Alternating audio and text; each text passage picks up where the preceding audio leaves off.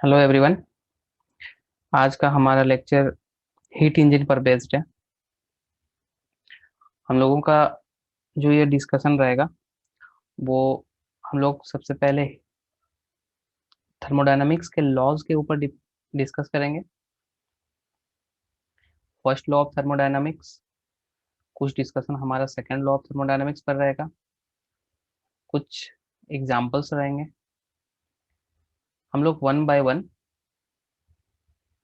एक एक चीज को डील करेंगे। तो हम लोगों ने जो फर्स्ट लॉ ऑफ थर्मोडायनामिक्स पढ़ा था उसके अनुसार ये था कि फर्स्ट लॉ ऑफ थर्मोडायनामिक्स हमारा ये कहता है कि यदि किसी केस को, यदि कोई हमारे पास केस है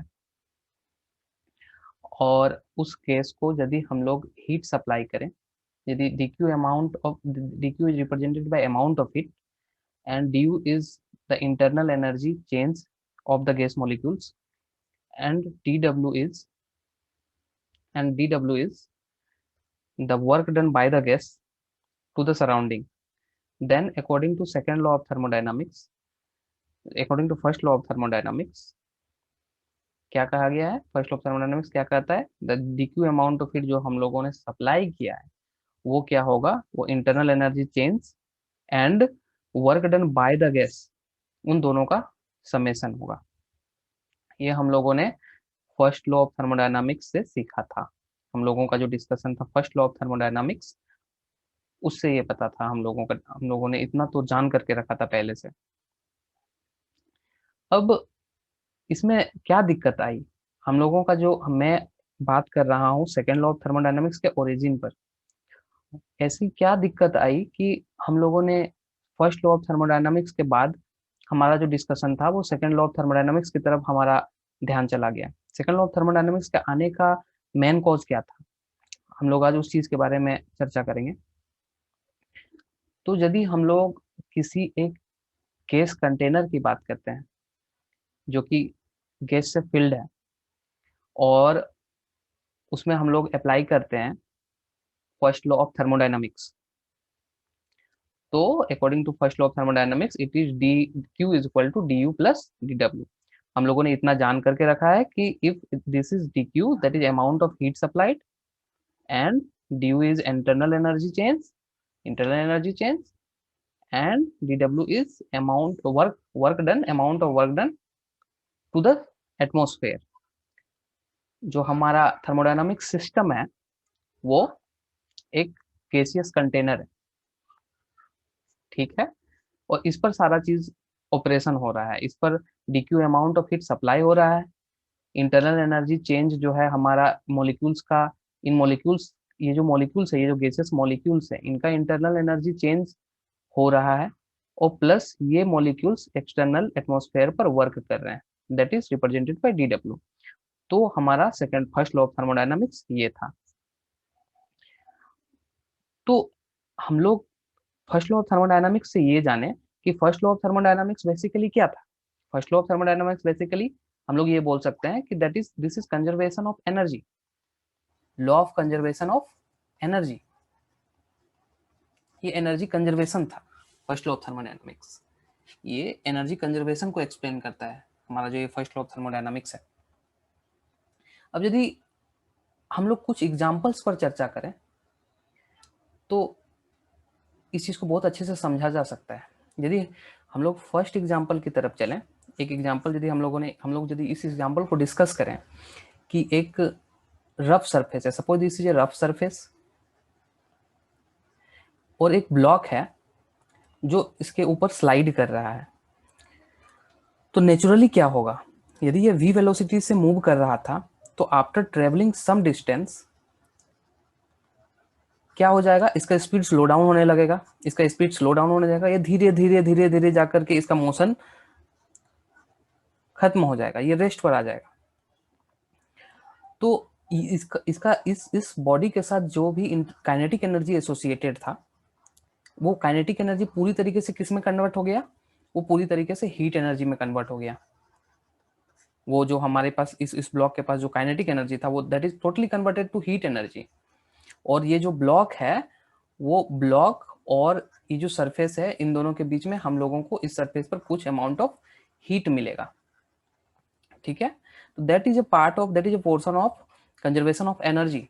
वहां पर एनर्जी कंजर्वेशन लॉ फुलफिल हो रहा है कि kinetic energy of the block is totally converted to kinetic energy of the block is totally converted to heat energy. Okay, यदि पूरी तरीके से इसका वेलोसिटी 0 हो जाए तो पूरा का पूरा काइनेटिक एनर्जी कन्वर्ट हो जाएगा हीट एनर्जी में, ठीक है। यदि हम लोग इस प्रोसेस के रिवर्स के बारे में सोचें कि यदि हम लोगों को एक लाइटर दिया गया और उस लाइटर का हेल्प से हम लोग यहाँ पे हम लोग यहाँ पर बर्न कर रहे हैं, हम लोग यहाँ जलाने की कोशिश कर रहे हैं उस लाइटर से, और ये इनिशियली ये ब्लॉक जो हमारा है वो रेस्ट पर है, वो हमारा जो ब्लॉक है वो इनिशियली रेस्ट पर है।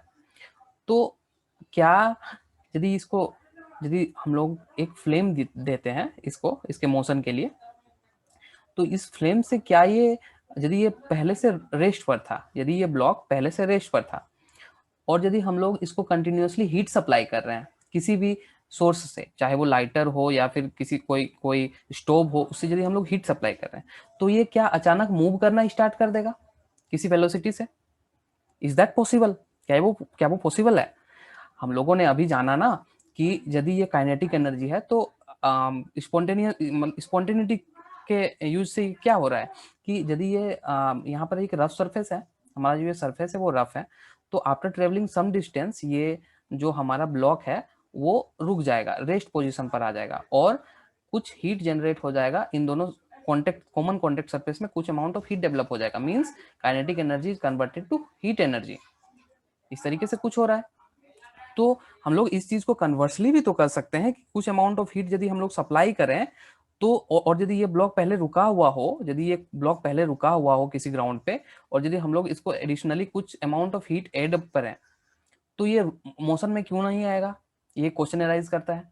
यहाँ भी तो कंजर्वेशन ऑफ एनर्जी एप्लीकेबल है, यहाँ भी तो कंजर्वेशन ऑफ एनर्जी एप्लीकेबल है कि यदि इस सरफेस को हम लोग dQ amount of heat supply करते हैं तो following the conservation of energy, law of conservation of energy, it will start moving with some velocity।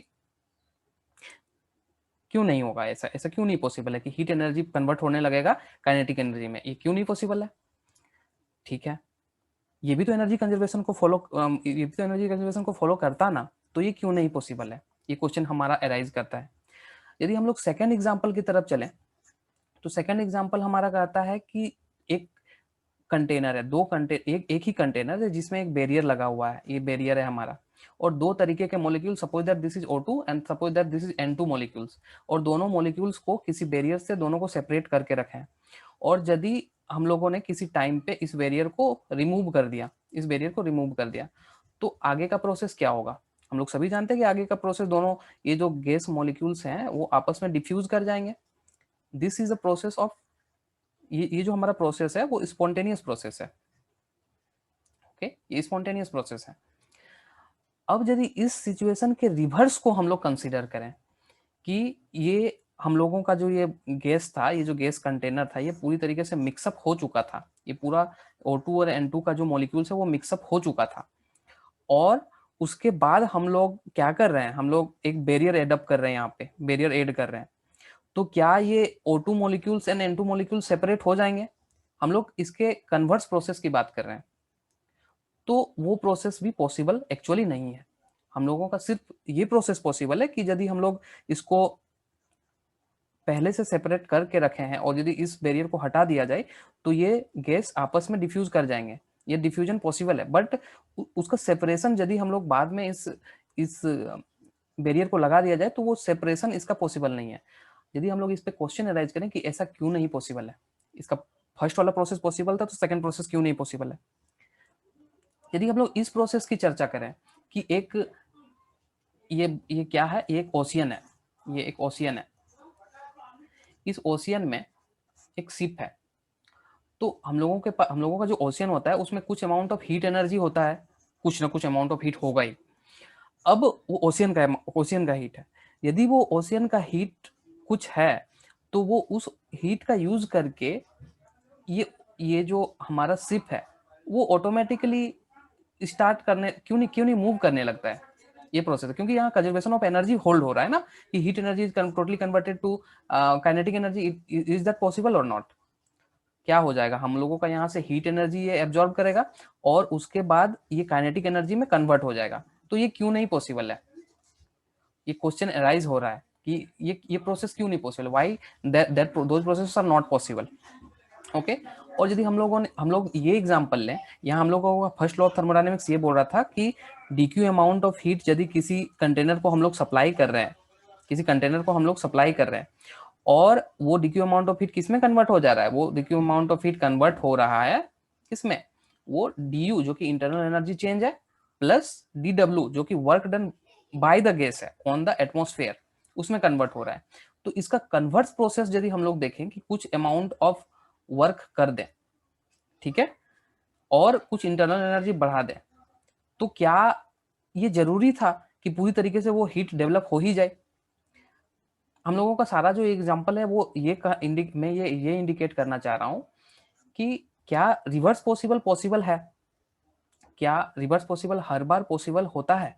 उस चीज के बारे में आज का हम लोगों का डिस्कशन है कि कौन सा प्रोसेस पॉसिबल है, क्या ये प्रोसेस पॉसिबल है, कि इसका ये प्रोसेस तो पॉसिबल था, क्या इसका रिवर्स जो प्रोसेस है वो पॉसिबल है? और हो सकता है कि इसका रिवर्स पॉसिबल, इसका जो रिवर्स प्रोसेस है वो पॉसिबल हो कि हीट डेवलप हो जाए, लेकिन हर बार ऐसा नहीं हो सकता है। क्या इस केस में रिवर्स प्रोसेस जो है वो पॉसिबल था? क्या इस केस में जो हम लोगों ने डिस्कस किया कि हीट एनर्जी कन्वर्ट हो जाएगा काइनेटिक एनर्जी में, क्या वो प्रोसेस पॉसिबल है? हम लोगों का क्वेश्चन, हम लोगों के दिमाग में कुछ क्वेश्चन अराइज करता है जो कि बहुत अच्छे क्वेश्चन है। जो ये हमारे सारे क्वेश्चन है वो इस चीज पर अराइज करता है, जो कि क्या था, वो फर्स्ट लॉ ऑफ थर्मोडायनामिक्स था। फर्स्ट लॉ ऑफ थर्मोडायनामिक्स हमारा क्या कह रहा था? फर्स्ट लॉ ऑफ थर्मोडायनामिक्स था वो ये कह रहा था कि हीट जो सप्लाई था वो किस में कन्वर्ट हो रहा है, वो basically first law of thermodynamics क्या है, ये law of conservation of energy था। तो हम लोगों का जो कहना है कि क्या law of conservation of energy each case में पॉसिबल है या फिर नहीं है, क्या क्या law of conservation of energy हर जगह हम लोग अप्लाई कर सकते हैं कि नहीं कर सकते हैं? हम लोगों का क्वेश्चन वो था। तो एक्चुअली इसी चीज का, इन सभी चीजों का आंसर देता है हम लोगों का एक लॉ जिसका नाम है second law of thermodynamics. Second law of thermodynamics. First law of thermodynamics basically किस चीज को एक्सप्लेन करता है? हम लोगों ने देखा, हम लोगों ने इसके पहले वाले लेक्चर्स में भी डिस्कस कर चुका है कि first law of thermodynamics basically explain about law of conservation of energy. और जो हमारा सेकंड लॉ ऑफ थर्मोडायनामिक्स है, सेकंड लॉ ऑफ थर्मोडायनामिक्स है, वो बेसिकली किस चीज को एक्सप्लेन करता है? वो इस चीज को एक्सप्लेन करता है कि कौन सा प्रोसेस पॉसिबल है और कौन सा प्रोसेस पॉसिबल नहीं है। किसी प्रोसेस के होने या ना होने के बारे में कौन बताता है? वो सेकंड लॉ ऑफ थर्मोडायनामिक्स बताता है, that which process is possible and which is not. Okay, ठीक है, ये कौन बताता है? हमारा सेकंड लॉ ऑफ थर्मोडायनामिक्स बताता है। ये second law of thermodynamics basically कुछ नहीं है। यदि हम लोग बोले कि कुछ नहीं है, व्हाट डज इट मीन कि कुछ नहीं है second law of thermodynamics? Second law of thermodynamics एक लॉ ऑफ नेचर है, ये नेचर का ही लॉ है। ये कुछ स्पेसिफिक थिंग के बारे में नहीं बताता है कि कुछ कुछ न्यू थिंग के बारे में नहीं बताता, ये नेचर में जो अकर होता है उस चीज के बारे में बता देता है सीधा कि नेचर में इस तरीके से पॉसिबल है। अब आप सोचिए कि नेचर में हम लोगों ने अभी तक देखा है कि नेचर में ये पॉसिबल है कि ये काइनेटिक एनर्जी खत्म हो जाने के बाद हीट एनर्जी डेवलप हो जाता है।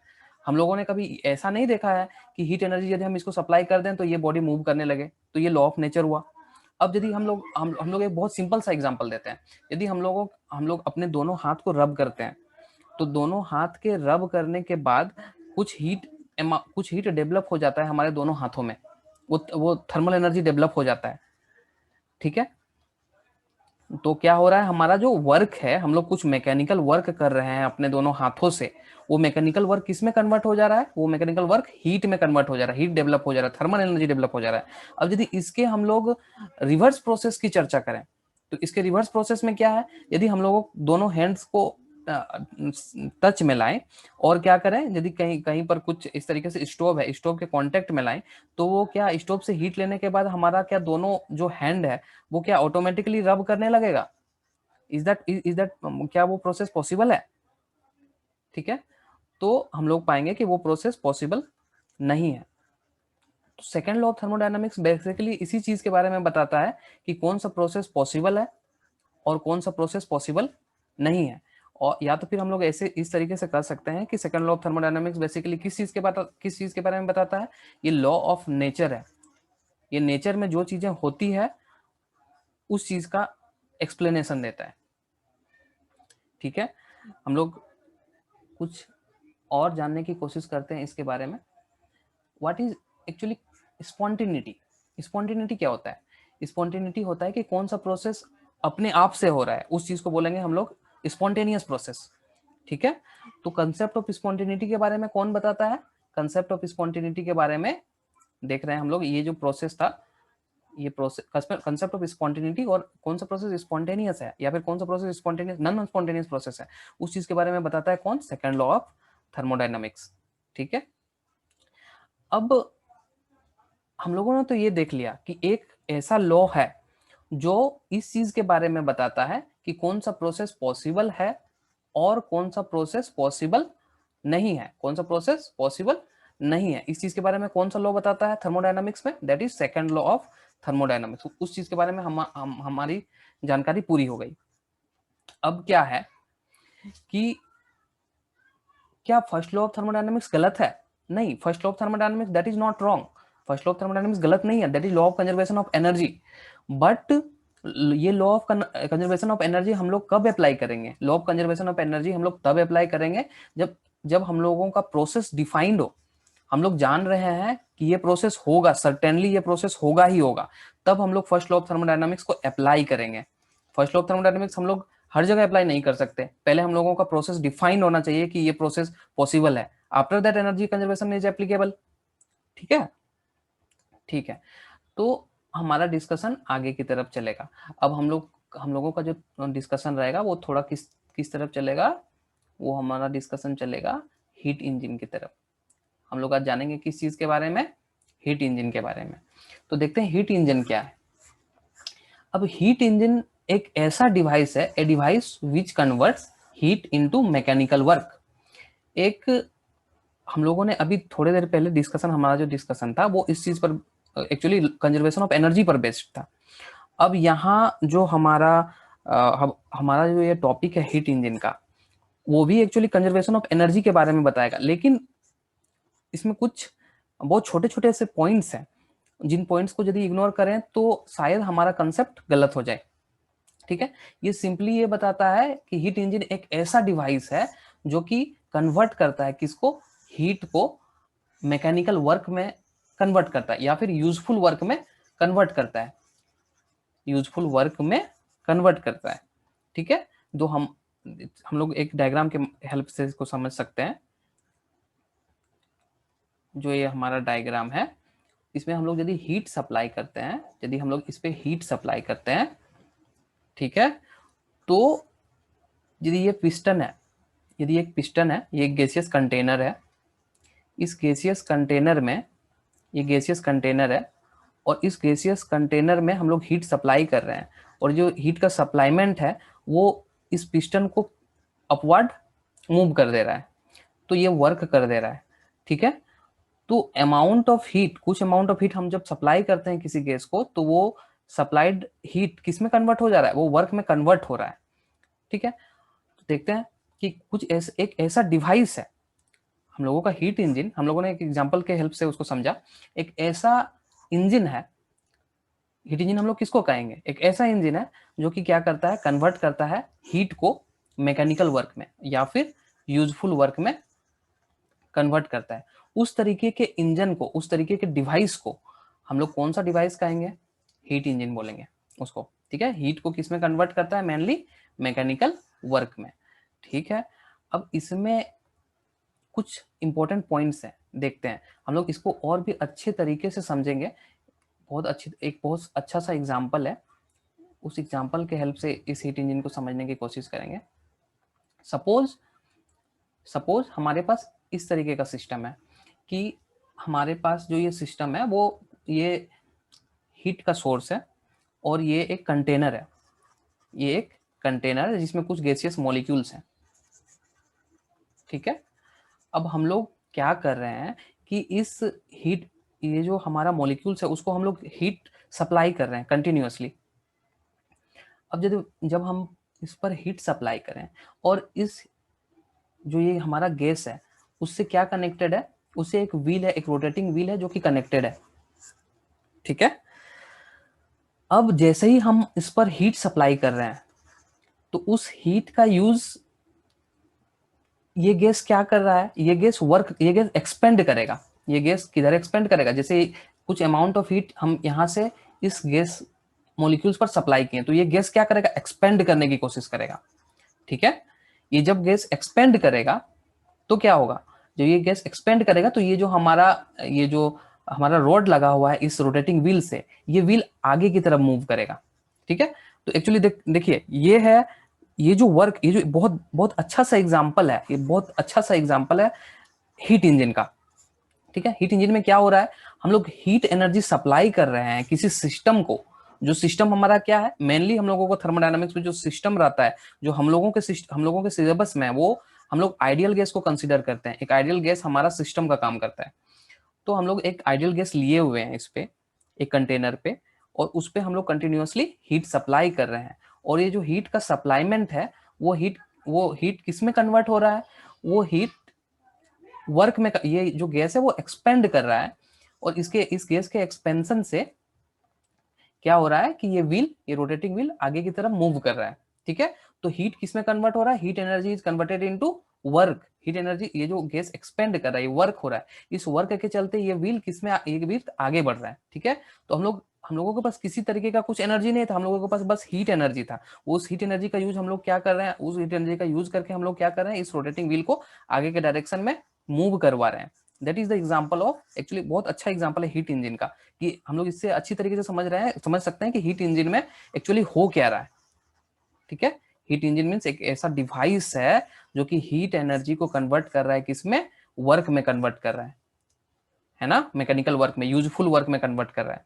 तो इस तरीके से हम लोग बोल सकते हैं कि ये जो हमारा हीट है वो क्या कर रहा है, वो जैसे ही ये एक्सपेंड कर रहा है हीट सप्लाई करने पर, इसके एक्सपेंशन से हमारा पॉजिटिव वर्क, ये रोड आगे की डायरेक्शन में आगे बढ़ेगा, ठीक है, ये पॉजिटिव वर्क करेगा।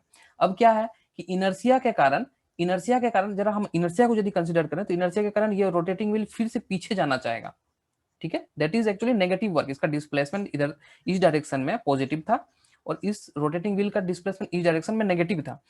तो हीट सप्लाईमेंट से क्या होगा, हीट सप्लाईमेंट से हमारा जो ये रोटेटिंग व्हील है वो आगे के डायरेक्शन में प्रोसीड करेगा, पॉजिटिव वर्क होगा। कौन पॉजिटिव वर्क करेगा, ये हमारा हीट, किस पर, इस रोटेटिंग व्हील पर, ठीक है। इनर्शिया के कारण ये व्हील किधर जाना चाहेगा, वो व्हील पीछे के डायरेक्शन में आना चाहेगा, ठीक है। हम लोग जब भी हीट इंजन की बात करते हैं तो हम लोग पर साइकिल बात करते हैं उस पर, ठीक है।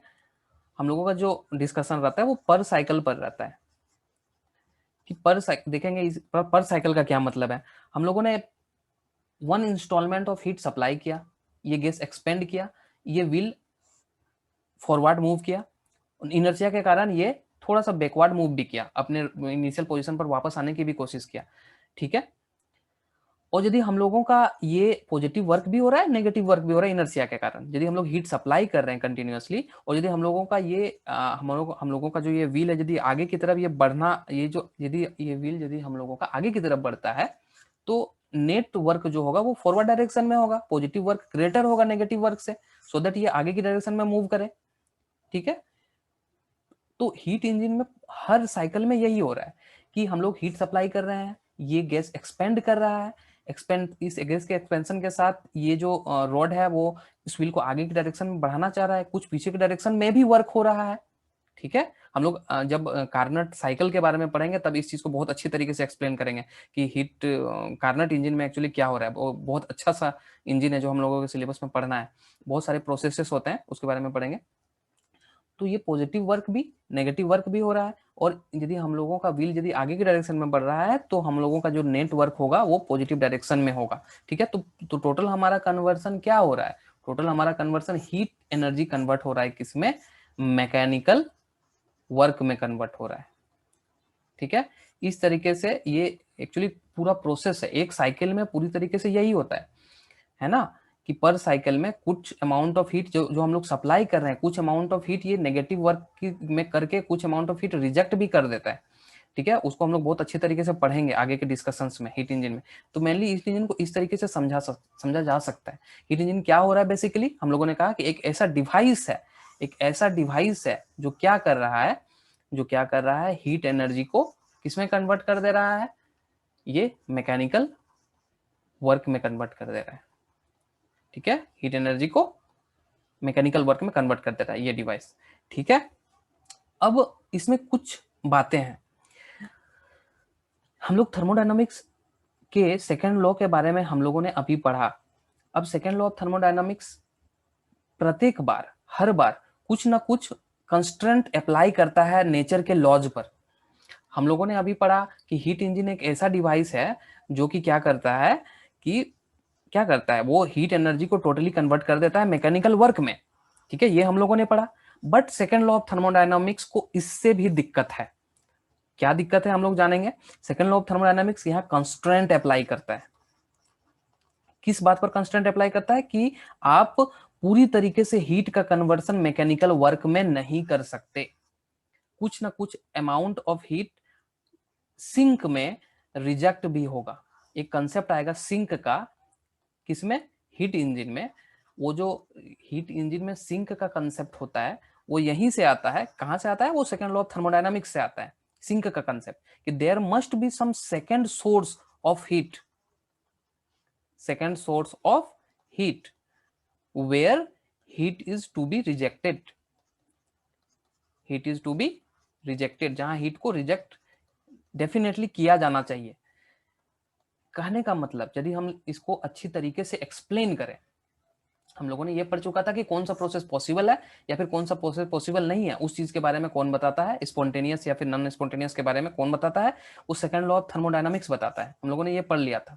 सेकंड लॉ ऑफ थर्मोडायनामिक्स हम लोगों का ये भी कहता है कि पूरे नेचर में कहीं भी single source of heat possible नहीं है, सो दैट ये कंप्लीट कन्वर्ट कर दे हीट को वर्क में। ये सिंगल सोर्स ऑफ हीट का क्या मतलब है। सपोज हम लोग एक एग्जांपल के माध्यम से इसको समझेंगे कि यदि यहाँ पे एक सी है, ये एक समुद्र है, ठीक है, समुद्र है, और यहाँ एक जहाज है। ठीक है, अब क्या है कि इस सी का हीट का यूज करके क्या ये जहाज जो है वो आगे बढ़ सकता था ना, क्यों नहीं बढ़ा। ये इसीलिए नहीं बढ़ा, इसका कारण ये है कि ये एक सिंगल सोर्स ऑफ हीट है। यहाँ पर एक सिंगल सोर्स ऑफ हीट है, तो एक सिंगल सोर्स ऑफ हीट का यूज करके ये मैकेनिकल वर्क नहीं कर सकता। That is violation of second law of thermodynamics. वो सेकेंड लॉ ऑफ थर्मोडायनामिक्स को वायोलेट करता है। ठीक है, इसीलिए ये प्रोसेस पॉसिबल नहीं है। यदि इस तरीके से हम लोग समझ सकते हैं, इसको बहुत अच्छे तरीके से समझ सकते हैं। मान लीजिए आपके पास कुछ व्हीकल्स हैं, कोई व्हीकल्स आपके पास है, 2 व्हीलर और 4 व्हीलर, डीजल और पेट्रोल व्हीकल। ठीक है, तो उसमें क्या कर रहे हैं हम लोग, एडअप कर रहे हैं डीजल और पेट्रोल। ठीक है, वो बर्नआउट हो रहा है, और वो बर्नआउट से क्या होता है, वो वर्क हो रहा है, वो चलने लगेगा। और किसी चीज की जरूरत नहीं है क्या।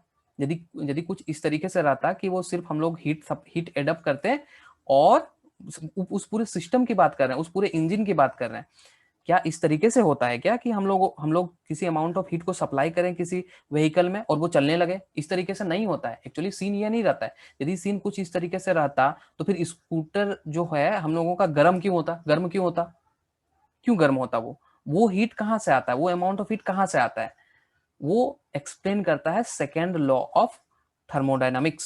सेकेंड लॉ ऑफ थर्मोडायनामिक्स हम लोगों का ये एक्सप्लेन करता है उस पॉइंट पर कि there must be some rejection of heat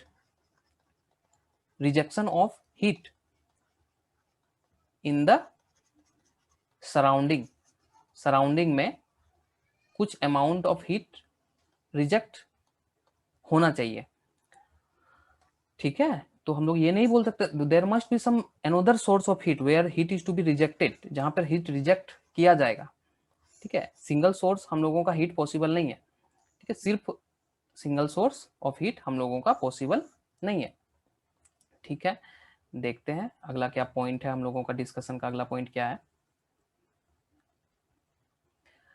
और ये सोर्स का कंसेप्ट क्यों आया, ये जो सोर्स का कंसेप्ट आया, ये सॉरी सॉरी, ये जो सिंक का कंसेप्ट है वो सिंक का कंसेप्ट क्यों आया, सिंक का कंसेप्ट इसीलिए आया क्योंकि heat always flows from higher temperature to lower temperature, इसीलिए ये सिंक का कंसेप्ट आया है। क्योंकि एक ऐसा सोर्स, यदि हम लोगों का ये जो हम अभी एक फ्लो चार्ट देखेंगे, हम लोग एक फ्लो चार्ट देखेंगे किसके बारे में, हम लोग हीट इंजन के फ्लो चार्ट के बारे में देखेंगे।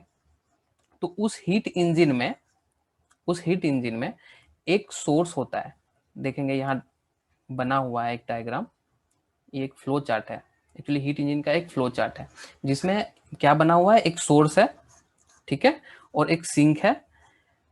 हम लोगों का जो ये सोर्स से हीट आता है कुछ, ये हीट का सोर्स, ये हीट का सप्लाईमेंट मिलता है किसको, सोर्स को, यहाँ से हीट एक्सट्रैक्ट करता है सोर्स से, ठीक है।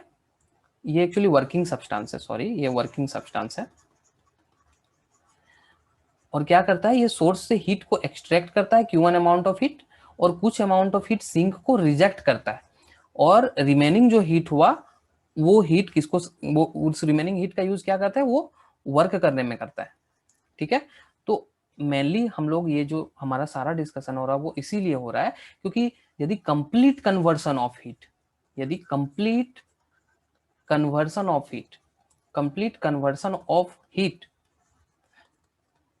किसमें हो जाता, हमारा वर्क में हो जाता, तो फिर इस हीट इंजन में इस सिंक की क्या जरूरत थी।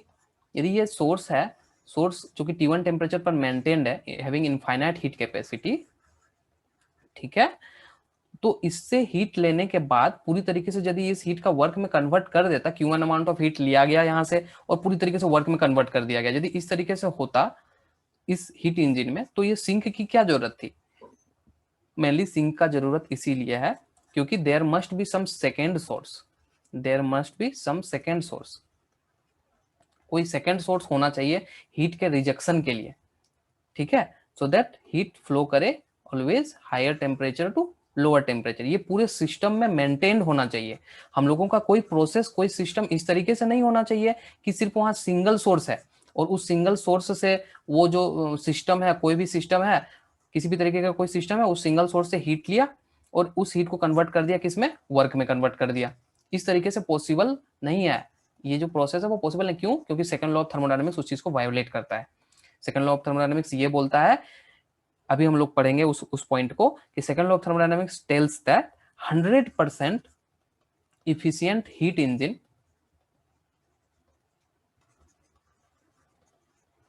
इज नॉट पॉसिबल, ये पॉसिबल नहीं है, 100% हीट इंजन जो है वो पॉसिबल नहीं है, ठीक है। तो हम लोग फ्लो चार्ट से देखेंगे, इसी पॉइंट को हम लोगों ने यहाँ एक्सप्लेन किया है, हम लोगों ने यहाँ एक्सप्लेन किया है कि सेकंड लॉ ऑफ थर्मोडायनामिक्स क्या बताता है।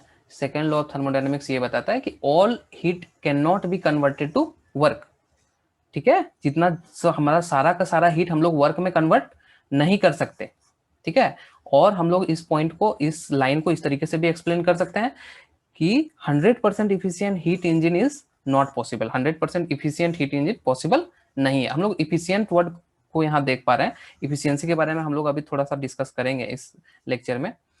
और सेकंड लॉ ऑफ थर्मोडायनामिक्स क्या बोलता है, जो हम लोगों ने डिस्कस कर लिया, प्रोसेस इज पॉसिबल और नॉट, ठीक है। हम लोगों का ये सारा डिस्कशन जो है वो हीट इंजन के बारे में है। अब देखते हैं हीट इंजन के इफिशियंसी के बारे में। इफिशियंसी डिफाइंड होता है, इफिशियंसी जो हीट इंजन का डिफाइंड है वो कितना इफिशियंट है, कि वो हीट इंजन जो है वो कितना अमाउंट में वर्क किया, वो कितना अमाउंट में वर्क किया, ये कितना काम कर रहा है, ठीक है। किस चीज से ये काम कर रहा है, कि कितना अमाउंट ऑफ हीट इसको मिला, उस अमाउंट ऑफ हीट से वो कितना काम कर रहा है, ठीक है। उस चीज का एक पैरामीटर है, जिस पैरामीटर को हम लोग क्या कहते हैं, ईटा, जिसको बोलते हैं हम लोग इफिशियंसी। इफिशियंसी का मतलब क्या होता है, इफिशियंसी का मतलब होता है कि कितना अमाउंट ऑफ वर्क डन हो रहा है किसी सप्लाइड अमाउंट, किसी अमाउंट ऑफ हीट सप्लाइड में कितना अमाउंट ऑफ वर्क हो रहा है, उस चीज को हम लोग क्या बोलते हैं, इफिशियंसी ऑफ हीट इंजन, ठीक है।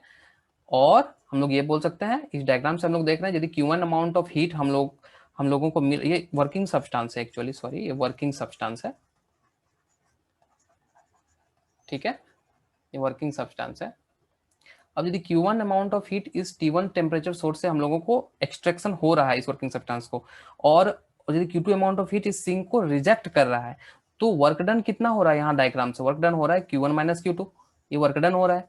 अब जो ये वर्क डन हो रहा है, तो ये वर्क डन का फॉर्मूला हम लोग पुट करेंगे, eta is equal to Q1 minus Q2 divided by heat supply. Heat supply हम लोगों का कितना है, Q1 है, ठीक है। तो हम लोगों का फॉर्मूला क्या निकल करके आ जा रहा है, हम लोगों का फॉर्मूला जो आ रहा है वो आ रहा है eta is equal to 1 minus Q2 by Q1। गौर करने वाली बात यह है कि फॉर एनी हीट इंजन ये जो इफिशियंसी का फॉर्मूला है वो किसी तरीके के हीट इंजन के लिए एप्लीकेबल है, not for Carnot heat engine. किसी भी तरीके का हीट इंजन का जो इफिशियंसी का फॉर्मूला होता है वो होता है 1 minus Q2 by Q1, where Q2 is heat rejected to the sink and Q1 is heat extracted from the source. ठीक है, ठीक है। अब देखेंगे from second law of thermodynamics Q2 can not be zero. हम लोगों ने इस चीज पर अभी चर्चा किया था कि Q2 can not be zero. Q2 कुछ ना कुछ अमाउंट ऑफ हीट जो होगा वो क्या होगा, कुछ ना अमाउंट ऑफ हीट सप्लाई होगा, किस पर, कुछ लोअर टेम्परेचर पर, कुछ सिंक पर सप्लाई होगा, वो रिजेक्ट होगा, सो दैट हमारा Q2 कभी जीरो नहीं हो सकता है। Q2 कुछ ना कुछ अमाउंट में होगा ही होगा, ताकि हमारा जो ये इफिशियंसी है वो 1 ना आ जाए। किसी भी हीट इंजन का जो इफिशियंसी है वो 1 नहीं आ सकता। 100% heat efficient 100% efficient heat engine is actually not possible. ठीक है, सेकेंड लॉ ऑफ थर्मोडायनामिक्स को हम लोग इस तरीके से भी एक्सप्लेन कर सकते हैं। क्या एक्सप्लेन कर सकते हैं कि इफिशियंट, क्या एक्सप्लेन कर सकते हैं, ये एक्सप्लेन कर सकते हैं सेकेंड लॉ ऑफ थर्मोडायनामिक्स को कि 100% efficient heat engine is not possible. ठीक है, 100% efficient heat engine is not possible. ठीक है, हम लोगों ने ये देख लिया। ठीक है, अब हमारा जो लेक्चर है वो इंड की तरफ है। एक लास्ट पॉइंट पर हम लोगों का डिस्कशन होगा कि ये जो हमारा सेकेंड लॉ ऑफ थर्मोडायनामिक्स है, और नॉट सॉरी, ये जो हमारा हीट इंजन है वो उसमें हमेशा एक साइक्लिक प्रोसेस होता है। ये जो पीवी डायग्राम है उसमें साइक्लिक प्रोसेस को हम लोगों ने दिखाने की कोशिश की है। ये साइक्लिक प्रोसेस में होता है, और हम लोग ये नहीं बता सकते कि कौन सा साइक्लिक प्रोसेस, वो कौन सा प्रोसेस है। एक्चुअली प्रोसेस बहुत सारे प्रोसेसेस में हो सकते हैं। जैसे हम लोगों का कार्नट जो साइकिल है, कार्नट जो हीट इंजन है वो कुछ इस तरीके से प्रोसेस को ओबे करता है कि आइसोथर्मल एक्सपेंशन और आइसोथर्मल कंप्रेशन के प्रोसेस को वो ओबे करता है, वो साइकिल होता है। ठीक है, तो हमारा ये जो पॉइंट है वो भी बहुत इंपॉर्टेंट सा पॉइंट है कि जो किसी भी हीट इंजन का जो प्रोसेस होता है वो साइक्लिक प्रोसेस को वो ओबे करता है। ठीक है, यहाँ ये चाहे वो एक सर्कुलर शेप्ड हो या फिर वो रेक्टेंगुलर हो और वो किसी भी शेप का हो, उस चीज के बारे में हम लोगों का चर्चा नहीं है। लेकिन वो प्रोसेस क्या होना चाहिए, वो साइक्लिक प्रोसेस होना चाहिए। और कुछ हीट इंजन के एग्जाम्पल्स हैं auto engine, Carnot engine and constant volume engine. ठीक है, हमारा ये जो डिस्कशन था वो मेनली बेस्ड इस चीज पर था। हम लोगों ने आज डिस्कस किया किस चीज पर, फर्स्ट लॉ ऑफ थर्मोडायनेमिक्स पर डिस्कस किया, हम लोगों ने कुछ सेकंड लॉ ऑफ थर्मोडायनेमिक्स पर डिस्कस किया, और हीट इंजन पर डिस्कस किया। Okay, thank you.